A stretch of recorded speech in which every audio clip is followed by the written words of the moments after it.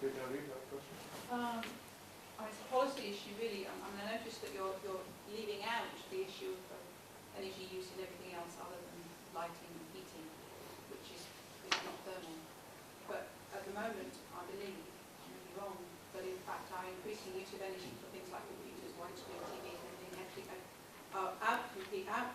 we're reducing the energy use in heating and making up the difference in terms of the way we use energy elsewhere. And it doesn't, either policy or in France, is there anything that's actually going to address this? Yes, you are right. But we have, I think, to consider two types of action. This action is dealing only with the building itself, not depending on the behavior and the way to maintain and to operate the building. So the first objective is the building itself. So that is the energy use linked to the building itself, the technical characteristic of the building. But you are right, we must have other action dealing with operation and use. And for instance, we are testing, and it will be compulsory with a new law in France, for the non-residential sector. There will be technical characteristic of the building itself, plus energy contracting system with performance and penalty for the facility manager, and what we call the green lease. It comes from Australia, and now it will be compulsory in France next year in the non-residential sector. That is green lease. It's a contract between the owner and the user, and you have objective to meet as a user. For instance, it is 20 degrees Celsius in the office. It is controlled, and if you got 22, you have a penalty, and so on. So with this, technical characteristic plus energy contracting for facility manager and green lease for the user, we got all uses of energy and CO2 emissions, including computers and so on. Okay, thanks, John. I think we'll just have take one more. That's okay? Yes. Yes. Can I ask, is there much measurement study going on in France looking at the difference between what theory says and what is actually being achieved in practice? Because it's all very well saying we want to reduce by 50%, but how well are the buildings actually achieving that when they're built? Yes, we have studies, post-occupancy studies, not only in France. We got in France, but there are in Switzerland, they are now in the United States.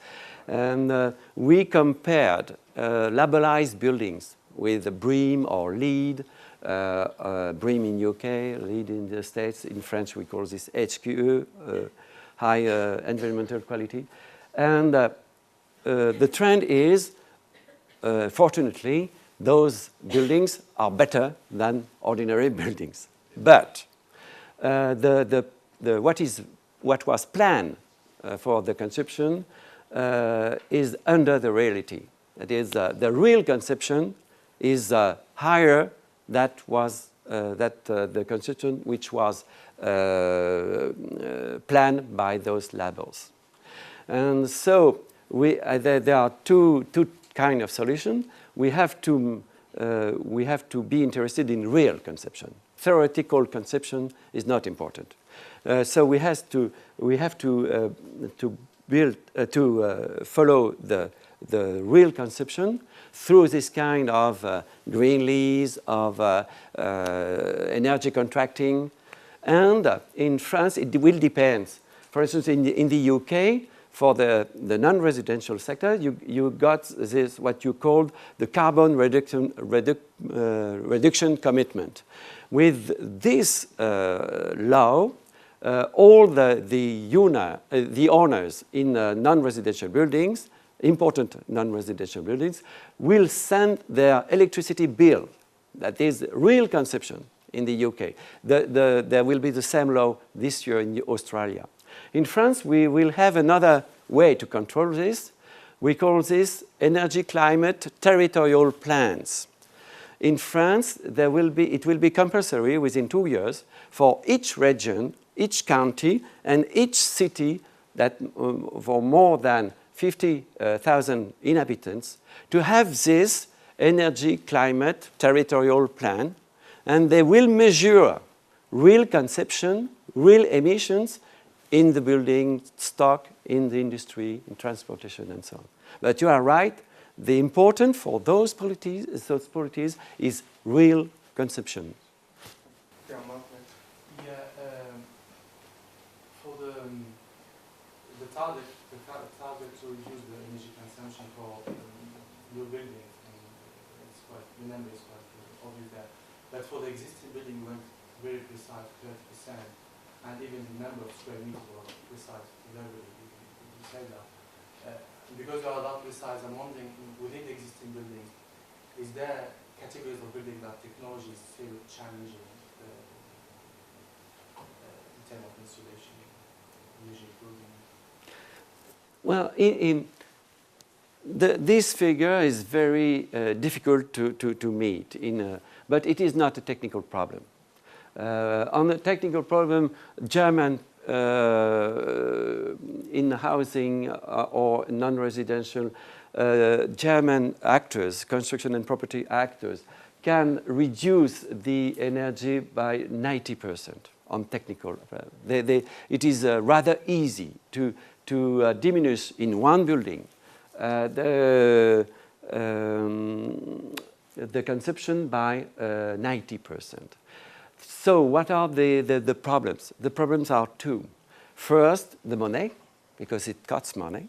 And second, the skills, because you need skills for the design team, for the construction firms, and for the facility manager after the completion of the works.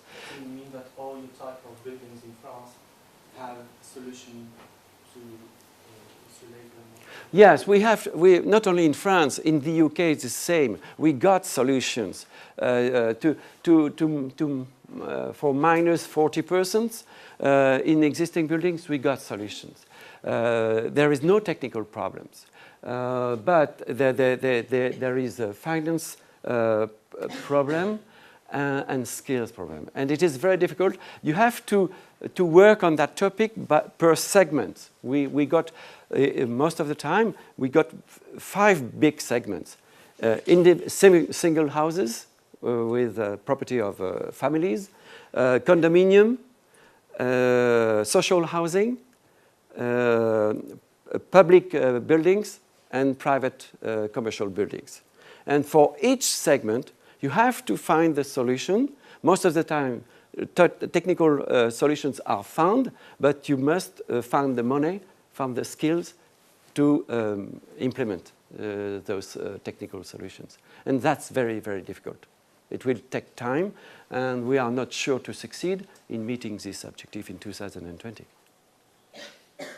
Okay, if it's a quick question, just have time for a very quick question. Okay, because I have to move on. Okay. One issue you raised at the earlier part of your talk was the issue of culture and in context of the energy consumption. How's that taken cognizance of in terms of measurement? Measurement of? You were talking about energy consumption, and then you talked about the cultural context. Cultural context, yeah. How's that measured? Well, I understand there's no qualitative means of measuring such issues as cultural influence. No, what can be measured, that's energy, CO2, and other topics like water, waste, the big 4. But cultural aspects are very important for the implementation of the policy. Let's take one example. I was in a conference last week with investors and fund managers in commercial sector, and there was a presentation by a manager of a big real estate company dealing with commercial buildings. Commercial centers. It was not Tesco, it was Unibail Rodamco, French Dutch company. He said that he was able in his company to decrease the CO2 emission by 29% without any investment.